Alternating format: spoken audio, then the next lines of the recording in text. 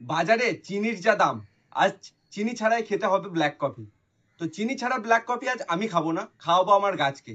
এই ব্ল্যাক কফিটা কি জানতে পুরো ভিডিওটা দেখতে থাকো। তো নমস্কার বন্ধুরা, একটা নতুন গাছ, একটা নতুন গল্প। আর আজকে আমরা যেটা নিয়ে কথা বলবো সেটা হলো হিউমিক অ্যাসিড। তো এটা কিভাবে ব্যবহার করবে আর কতদিন অন্তর ব্যবহার করা উচিত, কি পরিমাণ দিতে হবে গাছে, তাহলে ভালো ফল পাবে, সেটাই আমরা আজকে ভিডিওর মাধ্যমে দেখাবো। প্রথমে হচ্ছে এই হিউমিক অ্যাসিডটা হচ্ছে আমাদেরকে দিতে হবে 2 থেকে 3 গ্রাম দিতে হবে 1 লিটার জলের জন্য, যদি তোমরা ডাইরেক্ট মাটিতে দাও, টবের মাটিতে দিলে। আর যদি ভাবো যে স্প্রে করব, তাহলে 1 থেকে 2 ml জলে দিয়ে তারপরে সেটা গাছের পাতায় স্প্রেও করতে পারো তোমরা। কখন দেবে? যখন টবের মাটি শুকিয়ে যাবে তারপরেই কিন্তু এটা অ্যাপ্লাই করবে। কতদিন পর দেবে? 15 দিন অন্তর এটা দেওয়া যেতে পারে, তবে দেখে নেবে যে গাছের মাটি শুকনো আছে কিনা।